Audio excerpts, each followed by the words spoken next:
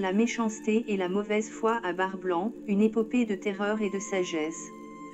Dans un royaume lointain et méconnu, se tenait Bar-Blanc, une terre autrefois prospère, désormais assombrie par la méchanceté et la mauvaise foi de ses habitants. Les rumeurs de leur cruauté avaient atteint des contrées éloignées, et la réputation de Bar-Blanc était devenue celle d'un lieu où la terreur régnait en maître. Les habitants, aveuglés par leur avidité et leur égoïsme, avaient tourné le dos à leurs valeurs fondamentales, oubliant la compassion et l'empathie qui devraient unir les êtres vivants. Ce phénomène tragique ne pouvait pas passer inaperçu, surtout lorsque le roi, dénommé Télôme, au lieu de rétablir l'harmonie, choisit de nourrir la discorde. Télôme, roi de Bar-Blanc, était un homme doté d'une puissance redoutable. Son trône, bien que situé au cœur d'une terre fertile, avait été bâti sur des fondations de sang et de souffrance. Il semblait que la méchanceté était devenue la norme, tandis que la bonté était reléguée au rang de l'oubli. Les cris des opprimés résonnaient dans les rues, mais Télôme restait indifférent à la détresse de son peuple. C'est dans ce contexte que Nuchor, roi de Condamuk, le roi de la paix, s'érigea comme un phare de sagesse au milieu des ténèbres. Nuchor, célèbre pour sa sagesse infinie et sa capacité à apaiser les conflits, décida d'intervenir. Son royaume était un havre de paix, un endroit où les valeurs de justice et de compassion prévalaient.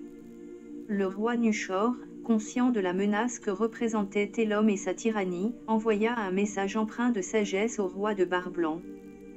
Il lui conseilla de cesser ses mauvaises pratiques, de mettre un terme à la destruction qu'il infligeait à son peuple, et d'œuvrer pour le bien de tous, y compris des êtres vivants qui peuplaient son royaume, car Condamuk est une terre d'hospitalité. Le message de Nuchor était clair, la véritable force réside dans la justice et la bienveillance, et non dans la terreur. Cependant, Télôme, trop enivré par son pouvoir et sa position, refusa d'entendre les conseils de Nuchor.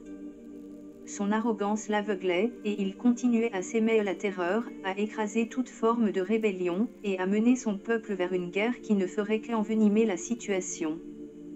Télôme n'hésita pas à déclarer la guerre même au dieu de la justice, défiant l'ordre divin établi et s'enfonçant davantage dans les ténèbres de son égoïsme. Les conséquences de cette méchanceté étaient dévastatrices. Les populations de Bar-Blanc, autrefois unies, se divisèrent sous le joug de leur roi. Des familles furent détruites, des vies anéanties, et des terres ravagées. Les êtres vivants, qu'ils soient humains ou animaux, souffraient dans le silence, témoins impuissants de l'horreur qui se déroulait autour d'eux.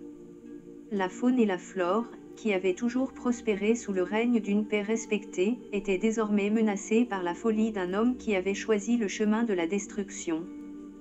Les mots de Nuchor résonnaient dans l'air, mais Télôme, aveuglé par sa vanité, les considérait comme des murmures insignifiants. Dans son esprit, la véritable force était de faire régner la peur, de contrôler ses sujets par la terreur, et d'écraser quiconque oserait se lever contre lui. Malheureusement, cette vision étroite ne prenait pas en compte la puissance de la solidarité et de l'amour que Nuchor incarnait.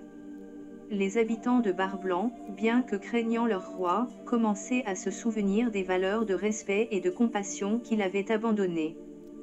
Les actions de Télôme eurent finalement des répercussions. La résistance commença à émerger parmi le peuple, uni par la volonté de retrouver leur dignité. Même si la peur était omniprésente, la lumière de l'espoir commençait à briller dans les cœurs de ceux qui aspiraient à la paix. Le roi de la paix, Nuchor, observait avec attention, conscient que la sagesse ne pouvait être imposée, mais devait émerger des cœurs de ceux qui souffraient. Ainsi, il savait qu'il devait agir, non pas en tant que conquérant, mais en tant que guide. Nuchor invita tous les habitants de Bar-Blanc à un grand rassemblement, un moment de réflexion et d'unité. Il espérait que, par ses paroles inspirantes, il pourrait allumer une flamme de changement dans l'esprit de Télôme, lui montrant que le vrai pouvoir résidait dans l'unité et la paix, et non dans la méchanceté et la terreur. La sagesse de Nuchor était incommensurable, mais le défi était colossal. Télôme, en proie à ses démons intérieurs et à son refus d'accepter la vérité, restait un obstacle à la paix. Cependant, l'histoire de Bar-Blanc était sur le point de prendre un tournant. le roi de la paix et le peuple opprimé se préparaient à affronter le tyran, convaincus que l'amour et la justice triompheraient sur la méchanceté et la mauvaise foi. En conclusion, la méchanceté et la mauvaise foi qui prévalaient à Bar-Blanc avaient conduit à des souffrances incommensurables. Malgré les avertissements sages de Nuchor, le roi Télom choisit de persister dans sa voie destructrice. Cependant, le message de paix et d'unité continuait de résonner, offrant l'espoir que même dans les ténèbres les plus profondes, une lumière pouvait émerger, guidée par ceux qui avaient le courage de défendre la justice et la compassion.